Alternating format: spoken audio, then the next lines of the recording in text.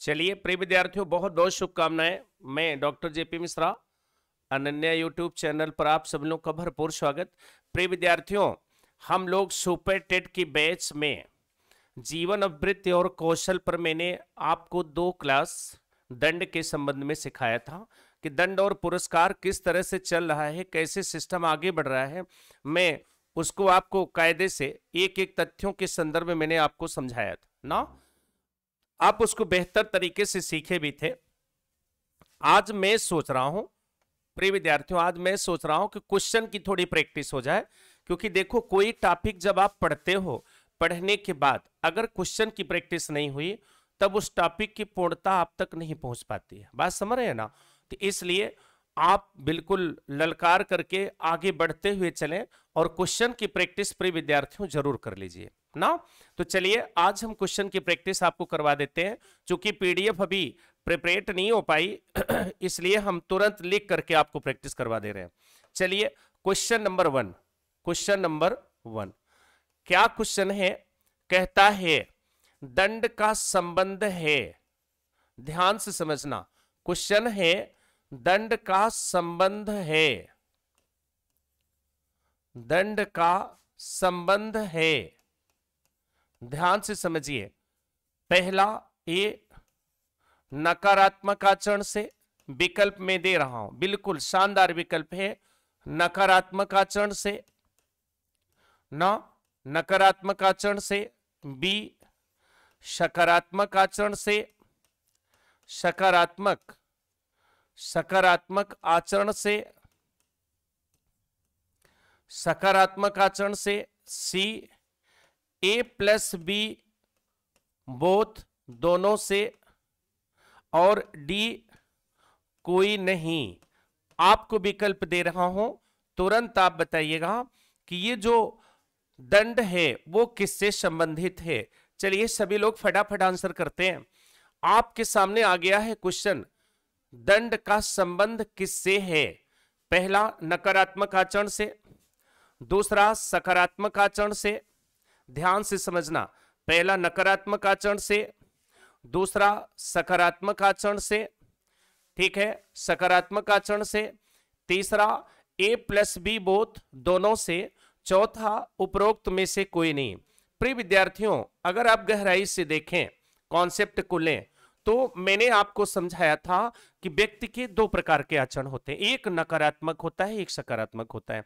जो नकारात्मक आचरण होता है उससे समाज और राज्य को क्षति पहुंचती है, नकारात्मक प्रवृत्ति का डेवलपमेंट होता है, समाज को नुकसान पहुंचता है। उसी को कंट्रोल करने के लिए दंड का प्रावधान होता है और आप बिना कोई देर किए हुए सीधे नकारात्मक आचरण को भर देते हो। तो दंड का संबंध सदैव नकारात्मक आचरण को नियंत्रित करने के लिए होता है। प्रिय विद्यार्थियों, बिल्कुल शानदार एफर्ट आप लोगों के द्वारा भी किया जा रहा है। तो आप बिल्कुल इस कॉन्सेप्ट को दिमाग में रखिएगा कि दंड का जो संबंध है वास्तव में वह नकारात्मक आचरण से होता है। नकारात्मक आचरण को कंट्रोल करने के लिए ही यह प्रावधान किया जाता है। अब चलिए हम लोग क्वेश्चन नंबर 2 में आ गए। देखो क्वेश्चन नंबर 2, क्वेश्चन नंबर 2 है, क्वेश्चन नंबर 2 है अपराध, अपराध अपराध की, अपराध की स्थिति होती है, अपराध की स्थिति होती है। कब होती है? ए कानून के उल्लंघन पर, कानून के उल्लंघन पर, कानून के उल्लंघन पर। बी नैतिक नियम के उल्लंघन पर, नैतिक नियम के उल्लंघन पर, नैतिक नियम के उल्लंघन पर। सी आप कहते हो दोनों, या आप इसको भी रख सकते हो सामाजिक, सामाजिक सामाजिक नियमों के उल्लंघन पर, सामाजिक नियमों के उल्लंघन पर। और डी उपरोक्त सभी। तो अब आपको देखना है कि वास्तव में अपराध की स्थिति कब होती है, कानून के उल्लंघन होने पर, या नैतिक नियम के उल्लंघन होने पर, या सामाजिक नियम के उल्लंघन होने पर, या सभी पर। चलिए बताइए, फटाफट बोलिएगा, सारे लोग बोलेंगे कि कब होती है। इसका कॉन्सेप्ट आपको देखना है, कब हो रही है, किस स्थिति में यह सिचुएशन बनती है, उस पर आप सभी लोगों को उत्तर देना है। हमने क्वेश्चन बना करके दिया है, क्योंकि प्रिय विद्यार्थियों आप बिल्कुल मेरे द्वारा बनाए हुए क्वेश्चन की प्रैक्टिस कर रहे हैं। अपराध की स्थिति कब होती है ना, अपराध कब माना जाता है, किसे हम अपराध मानते हैं। तो आप कहते हो कानून के उल्लंघन होने पर, नैतिक नियम के उल्लंघन होने पर, सामाजिक नियमों के उल्लंघन होने पर, उपरोक्त सभी। आपके सामने कॉन्सेप्ट आ गया है, अब आपको उस कॉन्सेप्ट के अनुसार चलने की आवश्यकता है ना, अब आपको उस कॉन्सेप्ट के अनुसार चलने की आवश्यकता है। आप स्वयं देखेंगे उस कॉन्सेप्ट के अनुसार आपको आगे बढ़ने की आवश्यकता है। तथ्यों को आप बिल्कुल समझ रहे हो, तो आप सीधे कहते हो कानून के उल्लंघन होने पर। कहने का मतलब हो गया जब कोई व्यक्ति कानून को तोड़ता है, विद्यार्थियों समझना, जब कोई व्यक्ति कानून को तोड़ता है अर्थात राज्य द्वारा लागू किए गए नियम का उल्लंघन कर देता है, कानून को तोड़ता है, राज्य के द्वारा लागू किए गए नियम का उल्लंघन कर देता है, तब उसे हम अपराध की श्रेणी में रखते हैं। और मैंने आपको समझाया था कि जब व्यक्ति नैतिक नियम को तोड़ता है, सामाजिक नियम को तोड़ता है, ये दोनों जो कंडीशन बनती हैं, तो उसे हम लोग पाप कहते हैं। ये पाप की स्थिति आती है और ये अपराध की स्थिति आती है। तो अपराध कब माना जाता है, जब कानून का उल्लंघन होता है। बात समझ रहे हैं, अपराध कब हम मानते हैं, जब कानून का उल्लंघन होता है। आपने स्वयं देखा जब कानून का उल्लंघन होता है तभी हम उसे अपराध की स्थिति में ले जाते हैं, अपराध की स्थिति में उसको हम मानते हैं। ठीक, तो सीधा कॉन्सेप्ट बनता है जिस समय कानून का उल्लंघन होता है तभी हम उसे अपराध की स्थिति में ले जाते हैं। तो कानून का उल्लंघन हुआ तो उसको हम लोगों ने अपराध मान लिया ना। अब हम लोग आगे की तरफ चलते, नेक्स्ट क्वेश्चन है, तीसरा क्वेश्चन है क्वेश्चन नंबर 3 आपको देखना है। क्वेश्चन नंबर 3 देखना है, पेपर में प्रश्न करता है, क्वेश्चन नंबर 3 में है, पेपर में प्रश्न करता है, दंड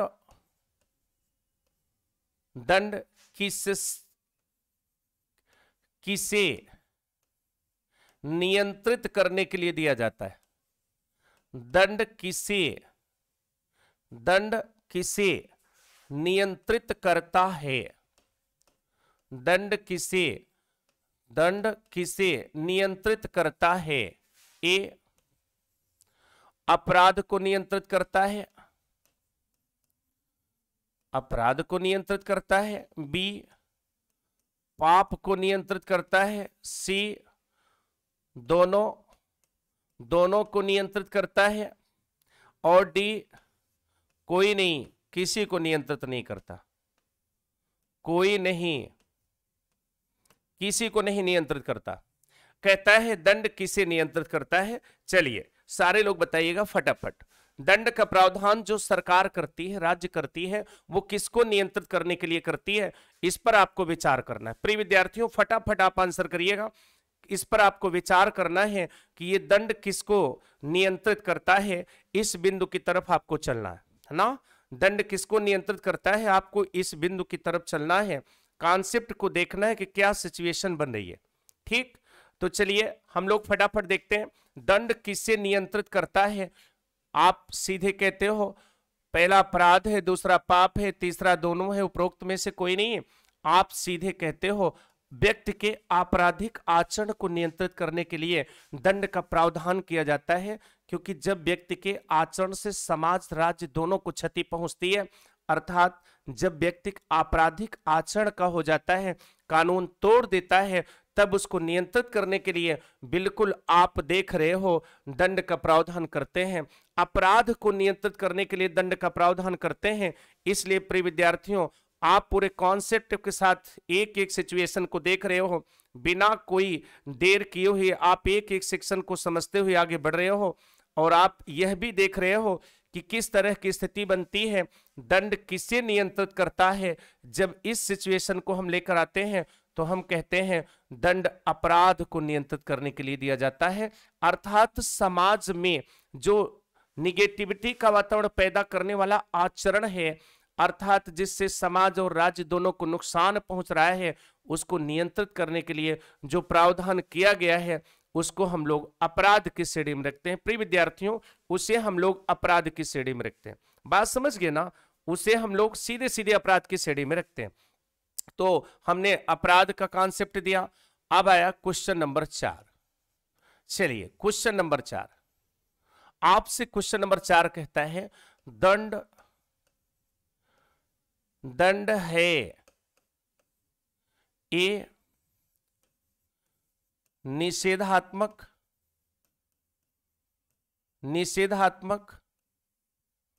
पुरस्कार, निषेधात्मक पुरस्कार या प्रक्रिया, निषेधात्मक पुरस्कार या प्रक्रिया। बी सकारात्मक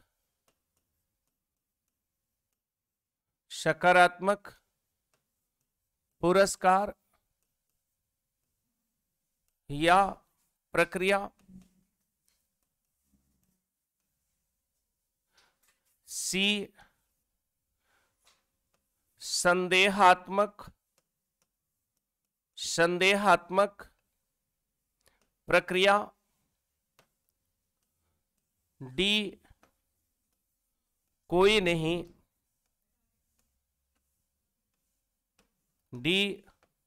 नहीं, तो आप सीधे कॉन्सेप्ट देखते हैं कि दंड है, ठीक है, दंड है।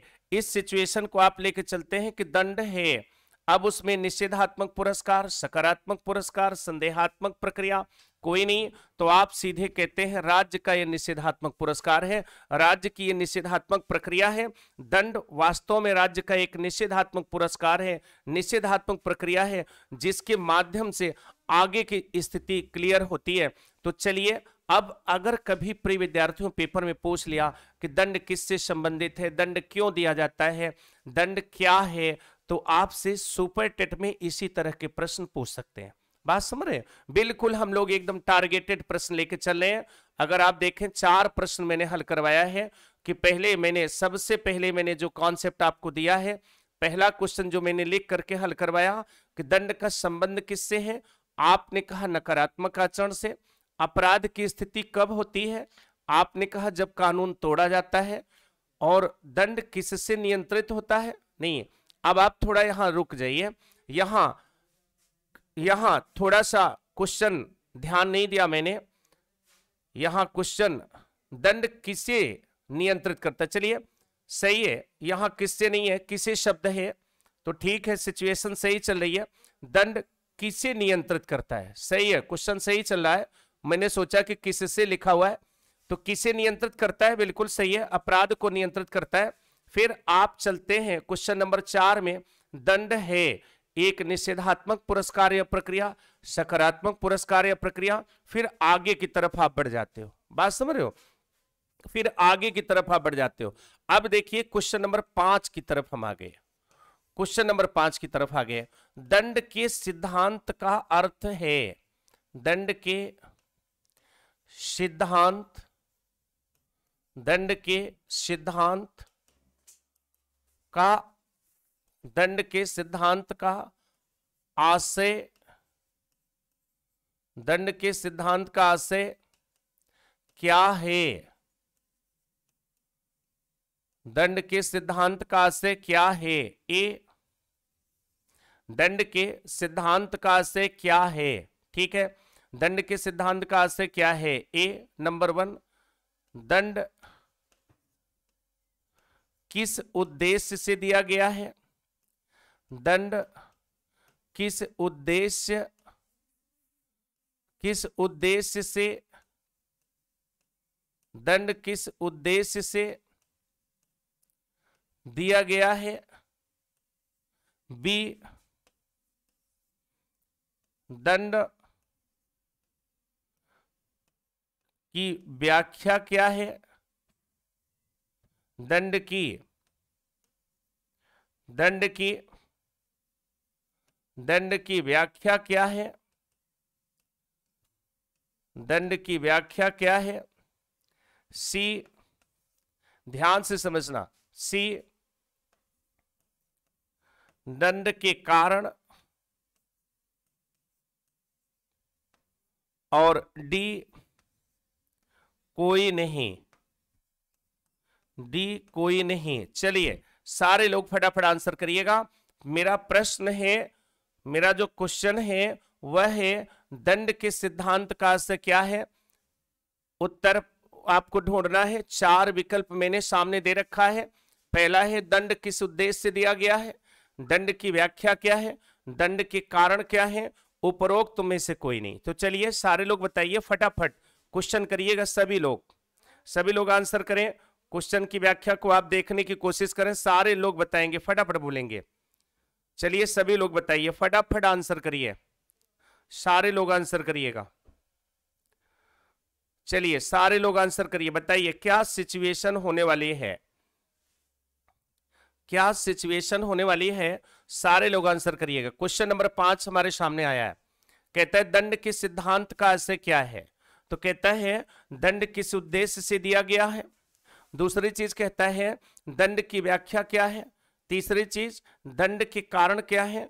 चौथा उपरोक्त में से कोई नहीं। तो आप इसमें अगर उठा के देखें, दंड जिस उद्देश्य से दिया जाता है प्रिय विद्यार्थियों, वही दंड का सिद्धांत कहलाता है। दंड का जो विजन है, जो उद्देश्य है, वही दंड का सिद्धांत कहलाता है। तो आप सीधे ट्रिक लगाते हो कौन? ए वाले आंसर पे। तो चलिए आपने ए आंसर लगाया है और बहुत ही बेहतरीन तरीके से आप देखे भी हैं, सीखे भी हैं ना, कोई प्रक्रिया में आपको दिक्कत नहीं आ रही है। चलिए सारे लोग फटाफट आंसर करिए इसको। आगे चलिए, नेक्स्ट अगला पॉइंट आ रहा है। चलिए अगले पॉइंट पर हम लोग चल रहे हैं। तो आप देख रहे हैं सिचुएशन। नेक्स्ट आप देख रहे हैं 5वां क्वेश्चन हम लोग बनाने चल रहे हैं। 5वां क्वेश्चन बन चुका है, 6ठे क्वेश्चन पर हम आ गए हैं। क्वेश्चन नंबर 6, क्वेश्चन नंबर 6 कहता है ध्यान देना,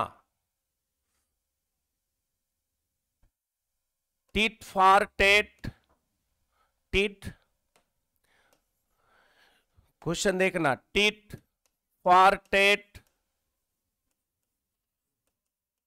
tit for tat, tit for tat, eye for eye,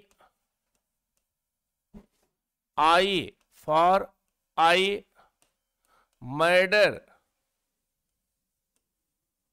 murder for murder, murder for murder का सिद्धांत कौन है?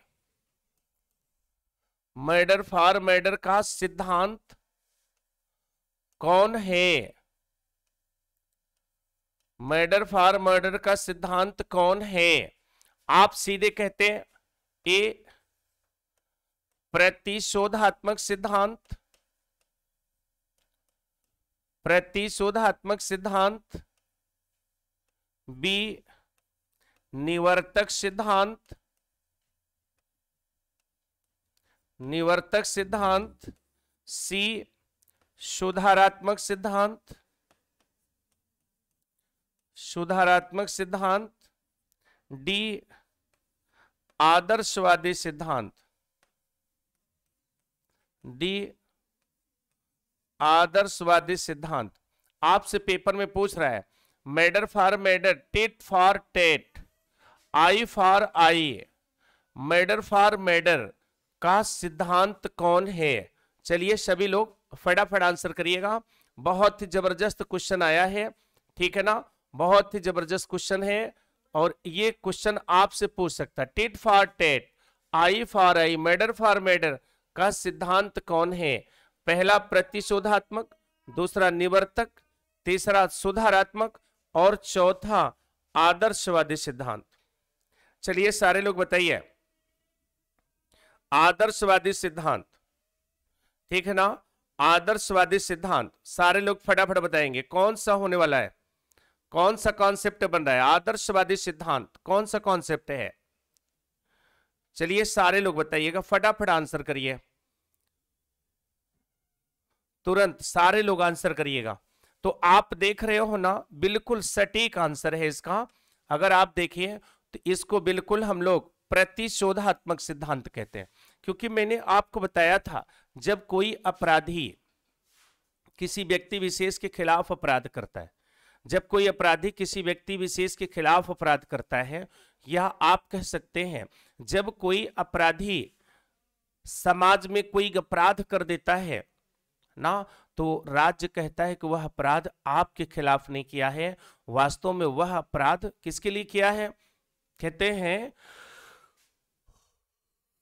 वह अपराध राज्य के खिलाफ किया गया है। अर्थात प्रतिशोधात्मक दंड सिद्धांत में ध्यान रखना, प्रतिशोधात्मक दंड सिद्धांत में अपराध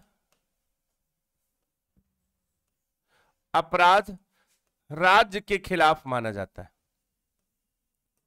अपराध राज्य के खिलाफ माना जाता है, राज्य के खिलाफ माना जाता है, अपराध राज्य के खिलाफ माना जाता है। आप ध्यान से समझना, अपराध राज्य के खिलाफ माना जाता है। तो प्रतिशोधात्मक दंड सिद्धांत जो हमारे सामने आता है, उसी को हम लोग tit for tat, eye for eye, murder for murder, teeth for teeth का सिद्धांत कहते हैं। तो जब भी कभी इस तरह से क्वेश्चन आपको बने, आपसे क्वेश्चन पूछे, आप बिल्कुल कॉन्सेप्ट को एक्सप्लेन कर सकते हैं, आप तथ्यों को स्पष्ट कर सकते हैं कि जो सिचुएशन बनती है यहां पर वह इसी प्रकार की स्थिति है। बात समझ रहे हैं? जो सिचुएशन इसमें बनती है कि जब भी कभी क्वेश्चन पूछेगा tit for tat, eye for eye, murder for murder का सिद्धांत कौन सा है, तो आप सीधे कहते हो प्रतिशोधात्मक सिद्धांत, निवर्तक सिद्धांत, सुधारात्मक सिद्धांत, आदर्शवादी सिद्धांत। आप सीधे प्रतिशोधात्मक सिद्धांत को भरते हैं। कन्फर्म हो गया? फिर आपको कहता है अगला जो कॉन्सेप्ट आपका बनता है नेक्स्ट, क्वेश्चन नंबर 7 में हम लोग देखते हैं। क्वेश्चन नंबर 7 में हम देखते हैं, क्वेश्चन नंबर 7 क्या कह रहा है? सीधे कहता है वह कौन सा दंड सिद्धांत है, वह कौन दंड सिद्धांत है, वह कौन दंड सिद्धांत है, वह कौन दंड सिद्धांत है जिसे या आप कह सकते हैं कौन सा दंड सिद्धांत है जिसमें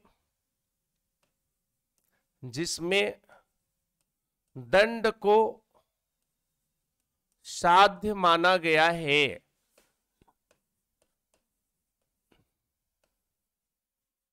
दंड को साध्य माना गया है, दंड को साध्य माना गया है, दंड को साध्य माना गया है। ए, बी, सी और डी, 4 विकल्प हम देने जा रहे हैं। आप टेस्ट करोगे, आप बताओगे कौन सा होगा। पहला प्रतिशोधात्मक,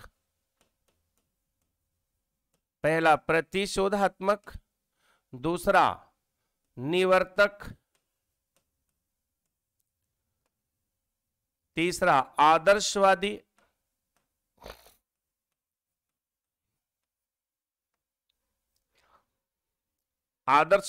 फिर उसके बाद सुधारात्मक, और मैंने 4 विकल्प आपको दिया है।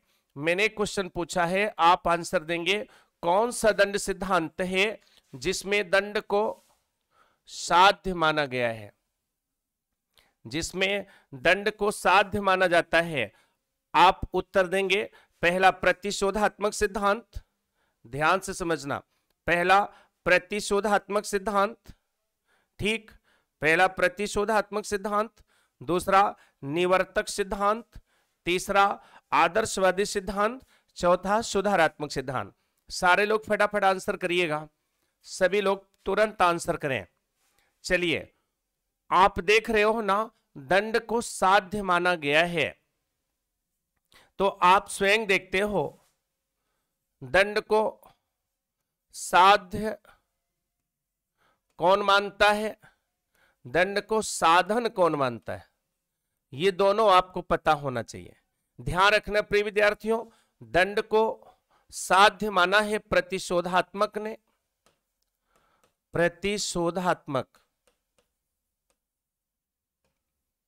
प्रतिशोधात्मक ने दंड को साधन माना है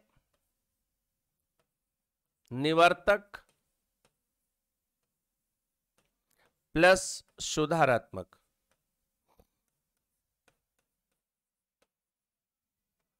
निवर्तक प्लस सुधारात्मक।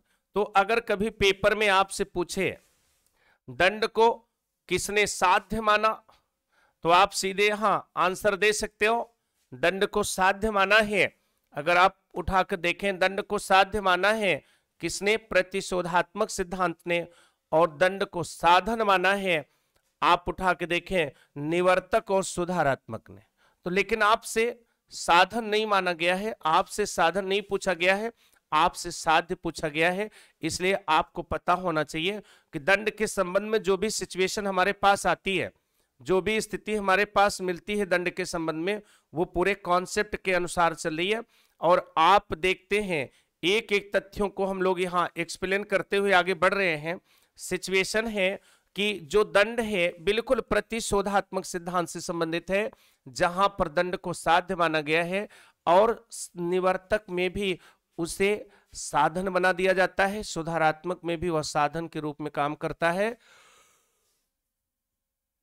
तो जब भी कभी आप कहते हो सुधारात्मक में उसकी सिचुएशन क्या है, तब आप सीधे कहते हो सुधारात्मक दंड सिद्धांत में भी वह पूरी तरीके से कंडीशन में इंप्रूव करने के लिए वह साधन मान लेता है, निवर्तक में साधन मान लेता है। लेकिन जो आप देख रहे हो क्वेश्चन आपका इसमें साध्य के संदर्भ में तो प्रतिशोधात्मक के संदर्भ में है। प्रतिशोधात्मक दंड सिद्धांत दंड को साध्य के रूप में परिभाषित करता है। कहां परिभाषित करता है? दंड को साध्य के रूप में परिभाषित करता है। अगला क्वेश्चन आपको देखना, नेक्स्ट क्वेश्चन मैं बना रहा हूं, कहता है कौन सा दंड सिद्धांत है, कौन सा दंड सिद्धांत है, कौन सा दंड सिद्धांत है, कौन सा दंड सिद्धांत है, दंड सिद्धांत है जहां, कौन सा दंड सिद्धांत है जहां छोटे अपराधों के लिए, छोटे अपराधों के लिए, जहां छोटे अपराधों के लिए कठोरतम दंड विधान है, कठोरतम दंड विधान है, कठोरतम दंड विधान है, ताकि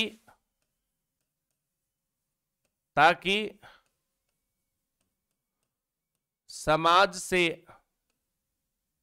ताकि समाज से अपराध, समाज से अपराध की प्रवृत्ति समाप्त हो सके, समाप्त, प्रवृत्ति समाप्त हो सके, ना समाप्त हो सके। ध्यान से देखना, सीधे कहते हैं कौन सा दंड सिद्धांत है? ए कहता है प्रतिशोध, प्रतिशोधात्मक, दूसरा निवर्तक,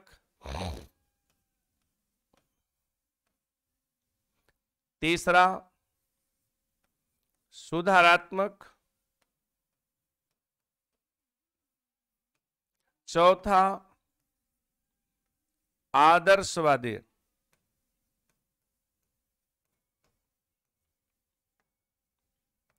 आदर्शवादी आप ध्यान करना है यहां पे।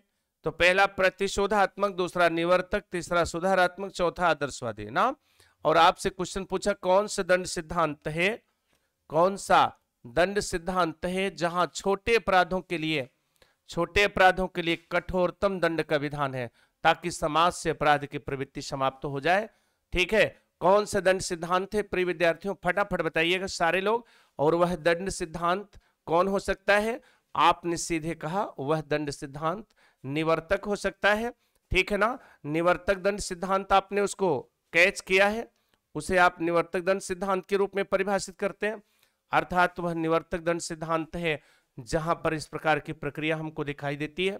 तो अब उसके बाद एक चीज ध्यान रखना, जब भी कभी आपसे कोई पूछता है कि वह कौन सा दंड सिद्धांत है, आगे जब भी कभी कोई आपसे पूछता है, लास्ट क्वेश्चन के रूप में हम लोग आगे बढ़ रहे हैं।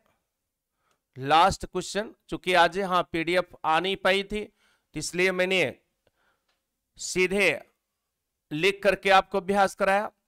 आपसे कहते हैं, प्रश्न आता है दंड का कौन सा सिद्धांत है, दंड का कौन सा सिद्धांत है, दंड का कौन सा सिद्धांत है। ए, या आप कह सकते हैं दंड का कौन सा सिद्धांत है जो, अभी आंसर न लिखें क्वेश्चन लिख दें, जो अपराध से घृणा करो, जो अपराध से घृणा करो, अपराध से घृणा करो किंतु अपराधी से नहीं।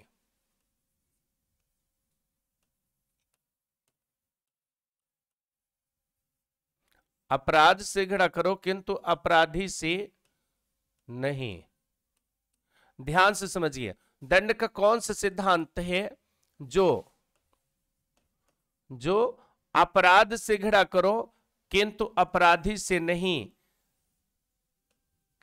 किंतु अपराधी से नहीं की संकल्पना को स्वीकार करता है, कि संकल्पना को स्वीकार करती है, संकल्पना को स्वीकार करती है। ध्यान से समझना ना, कौन है? तो आप कहते हो ए नंबर 1 जो अपराध, ए पहला सुधारात्मक सिद्धांत, बी प्रतिशोधात्मक,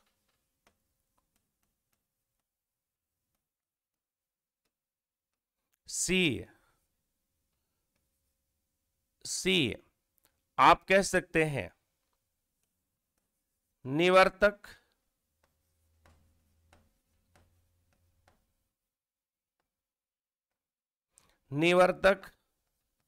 और डी सभी। तो आपसे पूछता है कौन सा दंड सिद्धांत है जो अपराध से घृणा करो किंतु अपराधी से नहीं, hate to sin not sinner की संकल्पना पर आधारित है। लास्ट क्वेश्चन आपके प्रैक्टिस सेशन का प्रिय विद्यार्थियों। तो चलिए इसको आप बिल्कुल जान रहे हैं, सुधारात्मक दंड सिद्धांत है जो गांधीवादी दृष्टिकोण पर आधारित है। तो आज हम लोग यहीं तक इसका प्रैक्टिस करते हैं, आगे हम लोग फिर मिलेंगे पूरे पीडीएफ के साथ और फिर आपको हम विधिवत व्यापक रूप में इस पर हम प्रैक्टिस कराएंगे और निश्चित रूप से क्वेश्चन मिलेंगे, इसमें कोई दो राय नहीं। चलिए प्रिय विद्यार्थियों, बहुत बहुत शुभकामनाएं आपको।